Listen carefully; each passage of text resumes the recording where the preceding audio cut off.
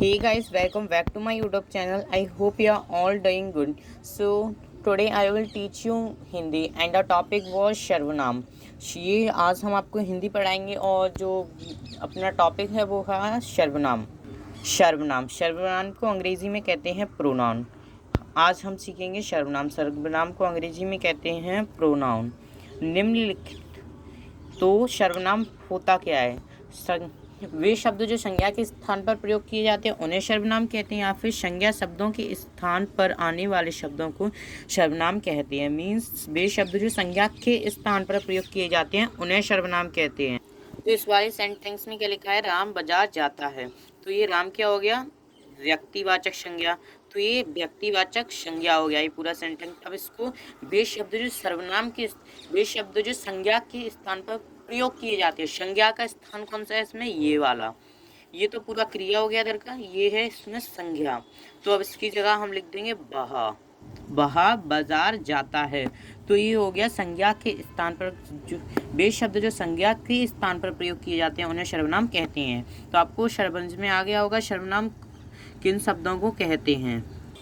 सर्वनाम के 6 भेद होते हैं. वो होते हैं पुरुषवाचक सर्वनाम, निश्चयवाचक सर्वनाम, अनिश्चयवाचक सर्वनाम, प्रश्नवाचक सर्वनाम, संबंधवाचक सर्वनाम और निजवाचक सर्वनाम. तो फर्स्ट है पुरुषवाचक सर्वनाम. पुरुषवाचक सर्वनाम को अंग्रेजी में कहते हैं personal pronoun. Personal pronoun. Personal pronoun. Okay. तो पर्सनल प्रोनाउन होता है वो होता है जो शब्द वक्ता, श्रोता या किसी तीसरे व्यक्ति के लिए प्रयोग में आता है उसे पुरुषवाचक सर्वनाम कहते हैं. मतलब वक्ता बोलने वाला, श्रोता सुनने वाला, या फिर अन्य किसी व्यक्ति के बारे में. जैसे कि मैं बोल रहा हूँ, आप वीडियो को देख के उसको सुन रहे हैं और तीसरा जो आपके बगल में बैठा है उसको भी देख रहा है, तो उसको बोलते हैं अन्य व्यक्ति. तो मैं हो गया श्रोता, मैं हो गया वक्ता, आप हो गए श्रोता, और जो आपके बगल से बैठ के वीडियो दिख रहा है वो हो गया अन्य व्यक्ति. उसे हम पुरुषवाचक सर्वनाम कहते हैं. तो पुरुषवाचक सर्वनाम की भी 3 भेद होते हैं: उत्तम पुरुष, माध्यम पुरुष और अन्य पुरुष. ये ऐसे ही है. उत्तम पुरुष होता है उसको बोलते हैं वक्ता, मीन्स बोलने के लिए जो उत्तम पुरुष होता है जो बोलता है. मध्यम पुरुष होता है सुनता है वो, और अन्य पुरुष होता है अन्य व्यक्ति के लिए. तो नेक्स्ट है अपना निश्चयवाचक सर्वनाम. निश्चयवाचक सर्वनाम जब कोई सर्वनाम शब्द किसी व्यक्ति या वस्तु की ओर संकेत करे उसे निश्चयवाचक सर्वनाम. कुछ निश्चय के साथ कुछ कहता है तो वह निश्चयवाचक सर्वनाम कहलाता है. मतलब कोई व्यक्ति निश्चय के साथ ही कहता है, जैसे कि यहाँ मेरा घर है, यह मेरा घर है. और अनिश्चयवाचक सर्वनाम वो हो जाता है जैसे कि दूध में कुछ गिरा है, मतलब उसको पता नहीं है दूध में कुछ गिरा है.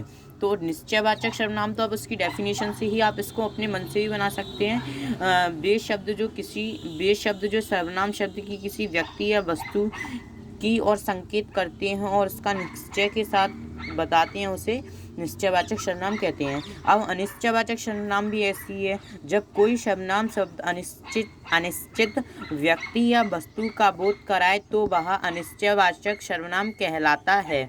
जैसे दूध में कुछ गिरा है, तो उसको मतलब कंफर्म नहीं है कि दूध में कुछ गिरा है, किसी ने धक्का दिया है. मतलब पीछे आप एक लाइन में लगे हुए हैं सपोज देन, तो आपको पता नहीं है कि किसने आपको धक्का दिया है. तो आपको पता नहीं है सपोज देन कि किसने धक्का दिया है. मतलब अनिश्चयवाचक सर्वनाम और निश्चयवाचक सर्वनाम का यही डिफरेंस है कि निश्चयवाचक में आपको पक्का चीज़ पता रहती है कि यह जैसे कि दूध में कीड़ा गिरा है, मीन्स आपको पता है कि दूध में कीड़ा गिरा है. अब आप किसी से को दूध में कुछ गिरा है, तो ये निश्चय और अनिश्चयवाचक का डिफरेंस भी आप समझ लें. अब जो है प्रश्नवाचक सर्वनाम. प्रश्नवाचक सर्वनाम भी इसके नाम से ही समझ में आ रहा है. जब सर्वनाम के द्वारा प्रश्न किया जाए तब वह प्रश्नवाचक सर्वनाम कहलाता है. वह क्या चाहता है, वह कौन है, मतलब इसमें पूछा जा रहा है. प्रश्नवाचक सर्वनाम के द्वारा ही पूछा जा रहा है. इसमें भी वह क्या और क्या, ये दोनों सर्वनाम हैं, संज्ञा नहीं है. तो इसमें प्रश्नवाचक सर्वनाम के द्वारा प्रश्न पूछे जाते हैं उन्हें हम बोलते हैं प्रश्नवाचक सर्वनाम. अब है संबंधवाचक सर्वनाम. संबंधवाचक सर्वनाम कौन से होते हैं? जहां एक ही वाक्य में एक से अधिक सर्वनाम एक ही व्यक्ति, वस्तु या भाव की ओर संकेत हो, वहाँ वे संबंधवाचक सर्वनाम कहलाते हैं। मतलब एक ही वाक्य में दो सर्वनाम शब्द हों, एक ही वाक्य में दो सर्वनाम शब्द हो, उसे बोलते हैं हम व्यक्ति संबंधवाचक सर्वनाम। एक ही और उनका मिलन भी हो, मतलब जैसे कि जितना, जितना उतना। जो रो रहा है वह किसका बेटा है, इसमें दो वाक्य जुड़ गए ना आपस में, जो रो रहा है वह किसका बेटा है। और जितना उतना, तो यहाँ जैसे कि जो, वह, जितना उतना आदि संबंध वाचक सर्वनाम कहलाते हैं। अब आपका लास्ट जो सर्वनाम है वो है निश्चयवाचक सर्वनाम। निजयवाचक सर्वनाम है, निश्चय नहीं है, निजयवाचक सर्वनाम। जब कोई सर्वनाम शब्द स्वयं के ऊपर बल दे रहा हो तो उसे हम निजयवाचक सर्वनाम कहते हैं। जैसे कि वह अपने आप चला गया, मतलब वो अपने आप ही बल दे रहा है, अपने आप को ही। जैसे कि मैं यहाँ कर सकता हूँ, या फिर मैं यहाँ स्वयं चला जाऊँगा, या फिर मैं वहाँ से स्वयं आया था, या फिर मैं वहाँ से स्वयं आया था, उनको बोलते हैं निजवाचक सर्वनाम। तो इसकी कुछ वर्कशीट है, आप उसको भी देख लीजिए। इसमें दिया है सर्वनाम काम करते हैं, सर्वनाम काम करते हैं संज्ञा के स्थान पर, और उतना जितना उदाहरण है संबंधवाचक सर्वनाम। ओके, तो अब इसमें पूछा है पुस्तक में दिए गए उचित सर्वनाम शब्द को रिक्त स्थान में पूरे कीजिए। तो उसे किसी ने बुला लिया, अब मैं किसी ने बुला लिया ऐसा तो नहीं है ना, उसे किसी ने बुला लिया, तो इसमें ये भरने हैं।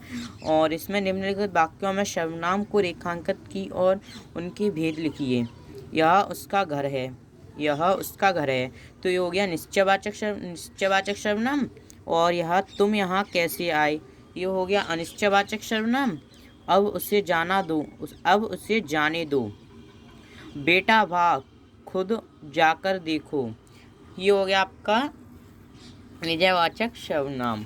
ओके, तो आई होप आपको वीडियो अच्छी लगी हो, आपको सर्वनाम के बारे में सब कुछ समझ में आ गया हो। तो मेरे चैनल हितेंद्र यादव को सब्सक्राइब करना और वीडियो को लाइक करना and press the bell icon please. I hope you are all doing good, so stay safe, stay healthy.